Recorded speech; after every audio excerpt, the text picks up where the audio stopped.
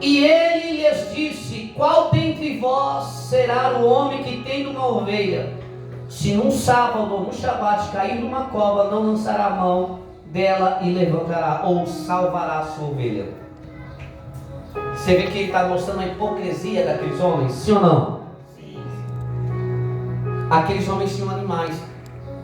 Jesus mostra: se uma das suas ovelhas cair num buraco, numa cova, quem de vocês não vai estender as mãos e salvar essa ovelha? Todos iriam salvar. Só que eles estavam acusando, querendo ocasião contra Jesus, para Jesus não curar aquele homem da mão mirrada no sábado. Jesus dá uma lição: olha só, qual de vocês tendo uma ovelha e ela cair numa cova não vai lançar a mão e salvar ela? Pois mais vale um homem do que uma ovelha. Olha o que Jesus está dizendo: o valor que um homem tem, o valor que um homem tem para o Senhor Jesus. Jesus, ele olha para nós de uma forma diferente. Você tem um valor diante de Deus. Glória a Deus. Nós temos um valor diante de Deus. Ainda que algumas pessoas não nos valorizem, mas tem um que não nos abandona, tem um que não nos deixa, tem um que não desampara. E ele se olha para mim, para você, e diz: você tem um valor para mim.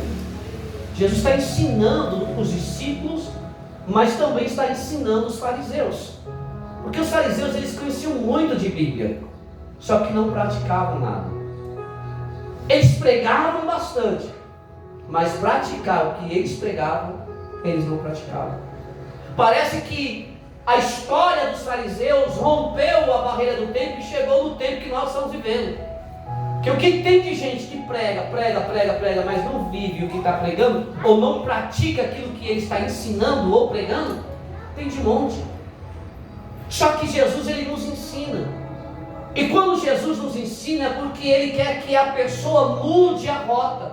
Se eu estou caminhando pela rota que vai me levar para a destruição, Jesus nos repreendendo, ele está dizendo: olha, volta para o caminho, volta para a rota verdadeira. O caminho é Jesus. Por isso que ele diz: eu sou o caminho, a verdade e a vida. Ninguém vai ao Pai senão por mim. E aí ele continua dizendo assim, ó, no verso de número 14: e os fariseus, tendo saído, formaram um conselho contra ele para matá-lo. Mas espera aí, está caminhando com Jesus. Mas eles, tentando confrontar Jesus, não conseguiram obter vitória, porque Jesus confrontou eles também. Eles decidem se retirar por um período de tempo. Só que nessa parte, quando eles se retiram, eles já estão colocando no seu coração: vamos matar Jesus, vamos acabar com o ministério de Jesus. E assim não é diferente na vida de um homem e de uma mulher que decide fazer a vontade de Jesus. O inferno se levanta para tentar te paralisar, para tentar fazer você mudar o foco, mudar a direção. E aí eles vão tentar acabar com o ministério de Jesus, porém não vão conseguir, porque Jesus, ele tem um propósito, ele tem um plano, e precisa realizar esse plano. Glória a Deus. No versículo de número 15 vai dizer assim, ó: Jesus, sabendo isso, retirou-se e acompanharam grandes multidões, e ele curou todas, diga todas.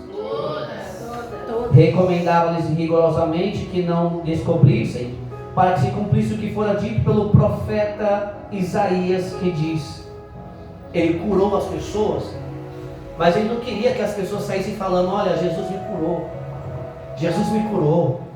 Ele falava: não fale nada para ninguém. Só que essas pessoas não conseguiam ficar calados. Eles falavam.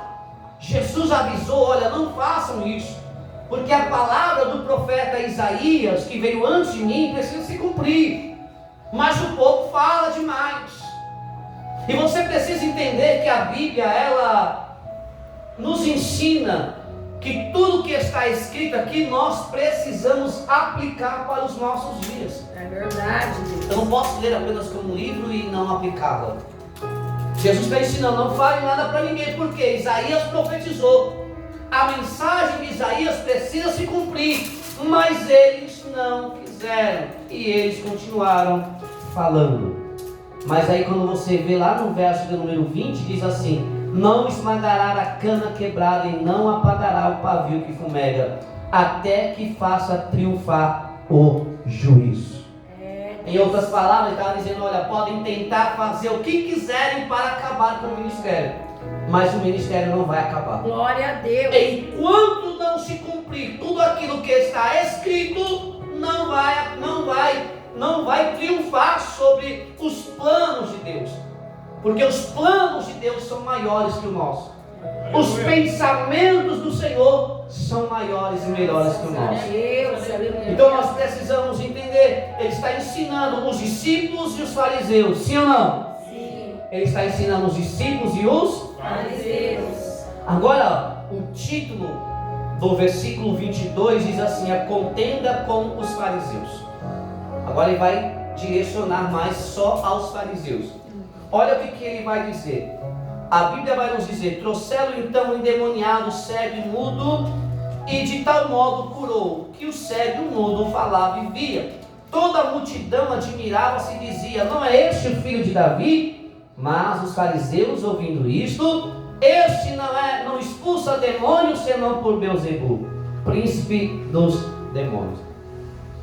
Mais uma vez, os religiosos contendendo contra Jesus, no versículo 24 do capítulo 12 de Mateus. Ele trazem um homem endemoniado, cego, mudo, para Jesus curar. Jesus